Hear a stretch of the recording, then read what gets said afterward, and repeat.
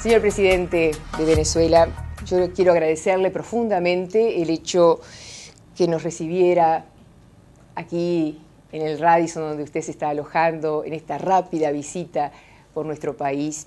He estado muy cerca suyo porque he viajado bastante a Venezuela, estuve en Isla Margarita en la última ocasión y he visto de cerca la realidad venezolana. No digo ser una conocedora, pero sí alguien que se aproxima a tratar de entender esa vorágine que es Venezuela, donde muchas veces uno ve contradicciones, y las contradicciones son motivadoras. Sí, yo creo que las vorágines motivan. Es fin de un tiempo y comienzo de otro tiempo. Una vorágine, un conjunto de huracanes. Decía o diría Gramsci, es una época de muerte y de parto. Y eso es una gran contradicción entre la muerte y la vida, ¿no? Entre algo que debe morir, está muriendo y se niega, y algo que está naciendo y debe nacer, pero no termina de nacer. Entonces eso es apasionante.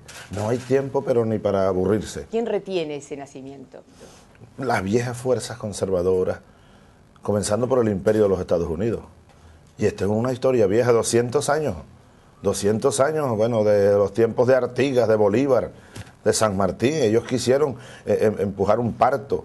Y bueno, se fue un imperio y llegó el otro. El parto fue truncado, se convirtió como en un aborto histórico aquello, ¿no? A pesar del gran respeto que tenemos por nuestra independencia primera, pero que no terminó en la independencia, caímos en un nuevo coloniaje. Entonces el imperio y las fuerzas conservadoras en cada país, las fuerzas dominantes, vuelvo a Gramsci, la vieja hegemonía se opone a los cambios que son, pero es que son necesarios. Y si se opusieran férreamente a cambios necesarios, entonces cuando vienen hechos violentos, lamentablemente. Porque los cambios verdaderos, cuando se presentan, nadie los puede detener. ¿Hecho violento puede haber sido el golpe de Estado que usted recibió, señor presidente? Claro, ese es un ejemplo, pero es una sociedad viviendo en contradicción. Sí, ese es un ejemplo, pero bueno, tipo, el golpe de Estado de abril. ¿Quién lo planificó y quién lo impulsó? Washington, el gobierno de Washington. ¿Quién lo ejecutó? Toda la élite hegemónica del siglo XX venezolano, la clase empresarial, los grandes empresarios, los dueños de los medios de televisión privados y los medios de comunicación privados, las viejas dirigencias sindicales corruptas del siglo XX, la vieja élite militar del pasado subordinada al mandato de Washington. Ahí está, la vieja clase incluso o élite eclesiástica. Todos ellos se unieron, los viejos partidos del siglo XX, todos se unieron para tratar de evitar el parto venezolano. No lo pudieron evitar. Cuando uno ve que PDVSA pasa a manos del Estado, el Banco Central de Venezuela pasa a manos del Estado y tantas otras cosas, uno dice, bueno, estas son medidas socializantes o socializadoras o van en busca de una equidad, ¿verdad? Y en defensa de las riquezas y patrimonio de una nación. Pero por otro lado está el capitalismo rampante, una industrialización fuerte también, o reindustrialización en su país. ¿Cómo se dirime esa contradicción? ¿Cómo se sintetiza en el socialismo del siglo XXI? En primer lugar, te preguntaste qué querían evitar. Lo primero que ellos querían evitar es que nos liberáramos de las cadenas. 100 años de explotación petrolera. Para entender, Raquel, a fondo la historia venezolana, habrá que considerar el petróleo, la industria petrolera, la explotación petrolera.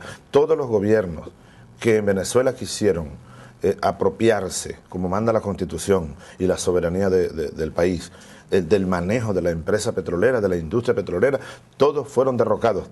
Hasta un magnicidio hubo, y eso me incluye, yo fui derrocado, solo que por 2 días, y casi milagrosamente el pueblo venezolano, la voz de Dios, como dice el viejo dicho, me repuso de nuevo, barrió la tiranía y me repuso. Ellos querían evitar que Venezuela se independizara, se liberara, y luego impedir nuestro desarrollo, porque solo libres podemos impulsar, como estamos impulsando ahora, nuestro modelo de desarrollo rumbo al socialismo, un socialismo muy nuestro.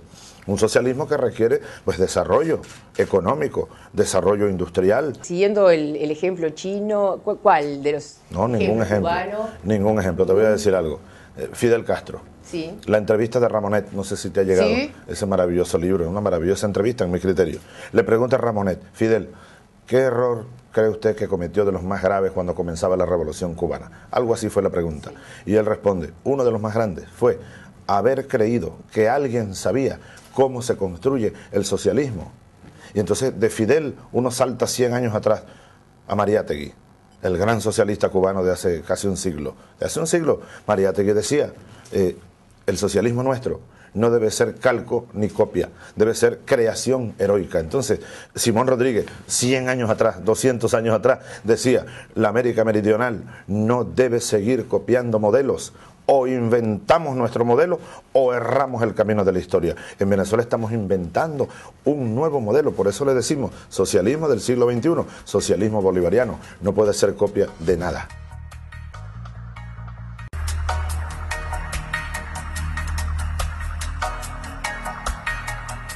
Partido único, ¿tendrá corrientes de opinión que enriquezcan la discusión y el progreso? Porque vio lo que pasó en la Rusia, ¿no? En la Unión Soviética, por decirlo más correctamente, ¿no? Una burocracia se entronizó y digamos, los procesos proyectados no se dieron. No se dieron como debían darse. En la Unión Soviética hay una escuela para aprender de los errores, sobre todo, de cómo un modelo degeneró y terminó siendo, bueno, una burocracia y un capitalismo de Estado. Realmente la Unión Soviética, sobre todo en las últimas décadas, ahí pero lo que brillaba por su ausencia era el socialismo. Eso terminó y fue una de las causas de la caída soviética. En la Unión Soviética no cayó el socialismo, cayó el capitalismo de Estado y la burocracia, como caerá en Estados Unidos. Va a caer ese modelo, no es sustentable. Ahora, en el caso nuestro, venezolano, acuérdate que nosotros hemos llamado y estamos conformando de manera maravillosa, como nunca antes jamás se hizo. No es un partido único, es un partido unido de la revolución y del socialismo. Hemos llamado, mira, el llamado lo hicimos. Habíamos estimado ahí, con unos estadísticos y unos estudiosos de la matemática electoral y de la política, habíamos calculado, a mí me apasiona la matemática y la estadística, habíamos estimado que cerca de unos 2 millones, si acaso 3, iban a acudir a registrarse. ¿Sabes cuántos? 6 millones acudieron a registrarse y muchos quedaron sin poderse registrar. ¿Para las asambleas o para qué?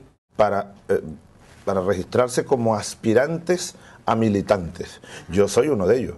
Yo en este momento no soy militante, soy aspirante a militante.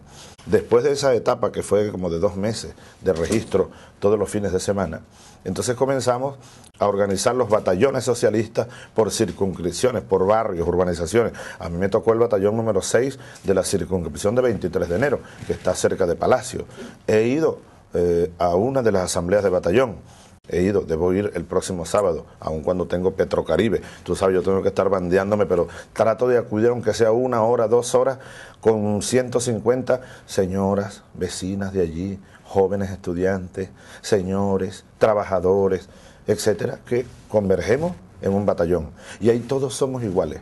Ese batallón está discutiendo. Ahorita hay más de 20.000 batallones discutiendo en Venezuela las bases del partido, los estatutos, qué es el socialismo, y dentro de unas semanas comenzaremos a elegir allí directamente los voceros para el Congreso Fundacional que se instalará en septiembre, para que en diciembre, así está previsto, tengamos ya aprobado en Congreso, bueno, el partido. Nacerá el partido a finales de año. Se había enfriado. Pero hay muchos otros partidos. Claro. En Venezuela hay 20, 30, 40 partidos, muchos partidos políticos, y seguirá viéndolo.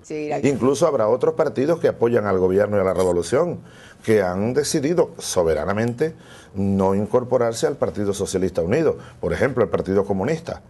Los camaradas se reunieron, yo les respeto mucho, ellos decidieron mantener el PCB, que es un partido histórico, y muchos otros partidos. Bien, cuando habla de los medios, ¿habla de todos los medios o del más sonado RCTV, que para algunos parlamentos, sobre todo digamos los parlamentos que tenían que aprobar el protocolo de integración total definitiva de Venezuela, como el de Brasil y el de Paraguay, tomaron el tema del cierre de esa emisora como un elemento que detonaría o determinaría o mostraría que Venezuela no está viviendo en democracia, porque se estaría conculcando el derecho a la expresión. Hay una actitud general uniforme de los medios de comunicación privados en Venezuela que va más allá, mucho más allá del papel pedagógico, constructivo, crítico, de denuncia, bueno, de información, de entretenimiento que debe cumplir un medio de comunicación. No, en Venezuela los medios de comunicación, casi todos, hay excepciones, pero te hablo de una tendencia mayoritaria y bueno, que si tú vas a Caracas o a cualquier parte en Venezuela, o basta que pongas los medios de comunicación de Venezuela por televisión, por cable desde aquí, tú verás que esos medios están haciendo es política todos los días. Hay excepciones, ¿no? Hay unos de más marcada pues acentuación, algunos incluso llamando de manera directa a desestabilizar el país, a propalar noticias falsas, rumores que tienden al alarmismo, violando no solo códigos de ética, constitución y leyes. Ahora, el caso de RCTV, el Canal 2, bien bueno de analizarlo. En primer lugar, ahí no hubo ningún cierre, Raquel. No. Nosotros hemos podido cerrar, el Estado venezolano ha podido cerrar todos los canales privados el día 13 de abril, cuando fui rescatado en una isla, allá me tenían preso, me iban a fusilar, hubo más de 100 muertos en Venezuela, terrorismo, golpe de Estado, impulsado por los canales de televisión privados, estaciones de radio. Sin embargo, llegamos, se rehizo la calma aparente, llamamos a diálogo, no cerramos ningún canal. Hemos podido cerrarlo y no solo cerrarlo. Mira que yo le pregunté a un representante demócrata al Congreso de Estados Unidos hace poco que vino a Caracas, le dije, mire, si en Estados Unidos hubiera pasado algo parecido a lo que aquí ocurrió, dígame usted sinceramente y seriamente qué habría pasado con esos medios. Me dijo el hombre, seriamente, presidente, no solo los hubieran cerrado, sino que sus dueños hubieran sido llevados a la silla eléctrica, porque lo que ocurrió en Venezuela fue de verdad genocidio, terrorismo. Bueno, abrimos un espacio al diálogo. Ahora, este canal se le acabó la concesión. Se le terminó la concesión. Es bueno que sepan los uruguayos y uruguayas y los hombres y mujeres de América Latina que la señal electromagnética por la cual este programa está saliendo no te pertenece a ti, ni a los dueños del canal donde tú trabajas, ni me pertenece a mí, mucho menos, ni al presidente Tabaré, ni a nadie. Le pertenece a todo el pueblo uruguayo y el gobierno da una concesión a un grupo empresarial privado para que lo opere, o al Estado. Eso tiene que saberlo mucha gente. En Brasil hay mucha gente que apoya la decisión que nosotros hemos tomado en el gobierno del presidente Lula, en el propio Parlamento, solo que un nicho de la derecha brasileña logró, bueno, una resolución en el Congreso y en otras partes, en Chile también, pero son grupos minoritarios que, bueno, con mucho lobby lograron hacer una declaración, pero que no tiene ningún impacto en la presencia de Venezuela y la imagen democrática que cada día es más contundente de Venezuela ante el mundo. Bien, y la integración definitiva de Venezuela. Venezuela se está poniendo un plazo a sí mismo cuando el canciller Maduro habla de esperaremos agosto o septiembre para que realmente entre Venezuela con todos los deberes y obligaciones, porque hay que recordar que Celso Amorín, el canciller brasileño, ha dicho que también Venezuela tiene que aceptar las reglas de juego de la integración de este mercado. Entonces, la pregunta es, ¿Venezuela realmente quiere integrar este Mercosur? Yo leí esas declaraciones del canciller brasileño y realmente son extrañas, ¿no? Son muy extrañas. ¿Por qué? Porque él sabe y a él le consta, como le consta al presidente Tabaré, sobre todo a los presidentes, a Tabaré, a Nicanor Duarte, a Lula, a Néstor Kirchner. Nosotros pasamos varios años en esta negociación y hemos aceptado ya todo lo que sea y hemos dado incluso, debo decirlo, más de lo que se nos pedía. Yo mismo me puse a estudiar los mecanismos Mercosur para facilitar y acelerar el proceso y no dejarlo delegado en grupos técnicos solamente, que mucho ayudan, pero hay una voluntad política. Por eso es extraño. Amorín envió un mensaje que quiere ir por Caracas. Con mucho gusto lo recibiremos. Hablando con él. Lo que no le consta es que Venezuela tenga dificultades para integrarse y aceptar las reglas de juego de la integración del Mercosur. Es una información sumamente extraña que no sé de dónde la saca el canciller brasileño. Y lo otro que le pregunté, señor presidente, perdone, es si Venezuela quiere este Mercosur. esta integración. Sí. Si es el mismo proyecto que el brasileño. Hace 9 años ¿Sí? nosotros solicitamos ingreso a Mercosur. Claro, nosotros venimos a Mercosur como Venezuela. Uruguay está en Mercosur y no pierde su personalidad, ¿verdad? Nadie le va a pedir a Tabaré o a Uruguay que cambie su discurso o su manera de ser. Brasil está en Mercosur con su personalidad, con su idea, con su proyecto nacional. Igual está Argentina. Nadie va a pedirle a Kirchner que haga un acuerdo con el Fondo Monetario para que lo acepte Mercosur, etcétera. Venezuela, si entra a Mercosur, ojalá, nosotros queremos entrar a Mercosur, debemos ser respetados. Nuestra ideología, nuestros principios. Y sus características personales, confrontativas. Pero tiene que ser respetadas. Que usted reconoce, usted es confrontativo. Soy confrontativo y yo... ¿Qué entiende por confrontativo? Yo creo que es necesario hoy, no que todos asumamos la confrontación, algunos tenemos que asumirla. Yo traté de no serlo, ¿sabe? Traté de no serlo. Anoche me conseguí aquí en el lobby del hotel y conversé un rato con un buen periodista, yo creo que es muy bueno, Jorge Gestoso, el uruguayo. Él fue a Caracas a entrevistarme después del golpe de Estado, cuando trabajaba en CNN. Y entonces recuerdo, anoche yo le decía, ¿tú te acuerdas, Jorge? Que tú me preguntabas una y varias veces, ¿usted señala al gobierno de Estados Unidos como responsable del golpe del 11 de abril? Había pasado una semana y yo le dije, las mismas veces le respondí, no puedo señalarlo porque no tenemos pruebas. Yo estaba tratando todavía de evitar la confrontación, pero me llevaron a la confrontación con otro golpe petrolero, más terrorismo, trataron de convertir a Venezuela en país tutelado. Pero en fin, volviendo al Mercosur, no, mi estilo será siempre mi estilo. Ahora, el tema Mercosur nosotros queremos Una cosa ingresar. Es ser confrontativo de la realidad y las características caribeñas y personales suyas, y otro tema muy fuerte que apareció en estas horas desde que usted está acá, es que usted es pendenciero además, lo que se viene a enrabarse con una visita que hizo por aquí Fernando Enrique Cardoso, donde yo asistí también a escucharlo, donde dijo claramente que prefería que antes que Venezuela con sus características se integrara Colombia y bueno, y otros países de la región. Entonces, también la Comunidad Económica Europea con sus personeros aquí han dicho, bueno, tenemos que ver dónde está Venezuela. Si Venezuela está en el Mercosur, vamos a ver si hacemos los tratados. Yo creo que Cardoso perdió totalmente la brújula, ¿no? La brújula. Y ha entrado en un juego de grandes contradicciones que no sabe ni quién él es. Ahora, creo que se perdió. Lamentablemente fue un buen referente en una época, pero es la historia de esas personas que se la lleva el viento, ¿no? Ahora, yo conviví con él 4 años de presidente. 4 años, ¿no? Y él fue uno de los defensores de que Venezuela entrara a Mercosur. Fue el único. Los demás presidentes, aquí estaba un presidente de la derecha, en Argentina ni se diga, en Paraguay también, pero Cardoso, incluso varias veces lo hablamos, me dijo, ten paciencia, algún día Venezuela estará en Mercosur. Tendría que revisar los discursos, sus propios discursos, Fernando Enrique Cardoso. Pero con él no voy a meterme más. Allá él que se perdió en lontananza, ¿no? Se lo llevó el viento. Más allá de eso, vuelvo al tema central, permíteme. Venezuela quiere ingresar a Mercosur. Ahora, sencillito así, si tú y yo somos vecinos y tú necesitas algo en casa y me tocas la puerta de la mía y ves que yo estoy allí dentro, que hay luces, que hay movimiento de personas y tocas la puerta y llevas ya 10 minutos tocando la puerta y tú ves que hay gente allí, tú no vas a pasar toda la noche ahí, ¿verdad? Tú dices, bueno, a lo mejor me quedo 10 minutos más, ¿será que no oyen por la ventana? Mira, Hugo, tal, etcétera. Igual pasa con Mercosur.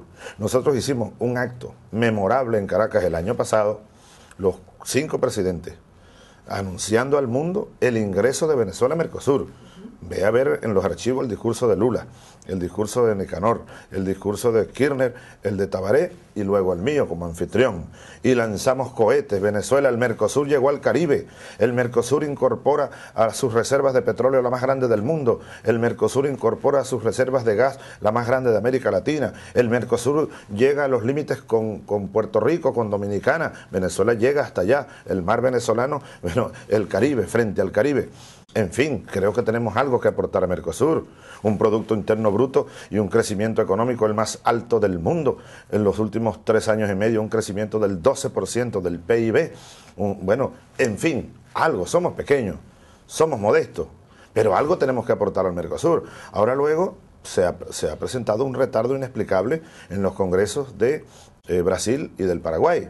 Luego nosotros decimos, el año pasado se nos dijo que había que esperar que pasaran las elecciones en Brasil, que pasaran las de Venezuela, pasaron, ya van 7 meses y medio casi de este año, no hay respuestas, entonces se dice que Venezuela tiene que aceptar las normas, no entiendo, eso tiene que explicármelo. Ahora, si es que la decisión en alguna parte, producto de las presiones de Washington, porque esa es la razón, solo Washington, no Estados Unidos, no Unión Europea, solo Estados Unidos. La presión es del imperio. La presión es del imperio. Se pretende aislar. ¿El imperio es Estados Unidos o el imperio es el sistema? ¿Cómo es? No, el imperio es Estados Unidos. Porque si no lo tendría todo el mundo. El sistema está en todas partes. El imperio es Estados Unidos. El imperio es Estados Unidos, es el corazón del imperio, la columna central del imperio. Estados Unidos tiene una diplomacia abierta en el mundo tratando de aislar a Venezuela.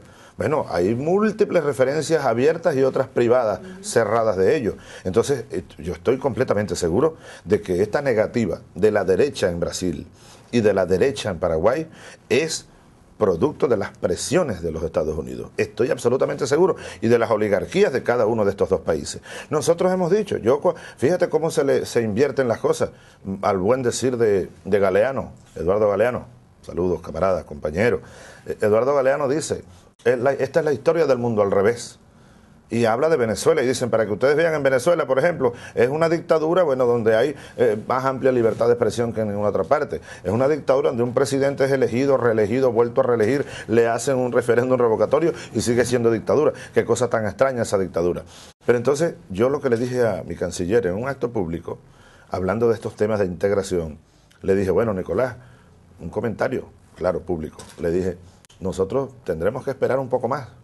Podremos esperar hasta septiembre, llegando al último trimestre del 2008, pero más allá, si no nos abrieran la puerta, tendríamos que retirarnos, pues. No vamos a esperar ad infinitum porque nos hace mucho daño.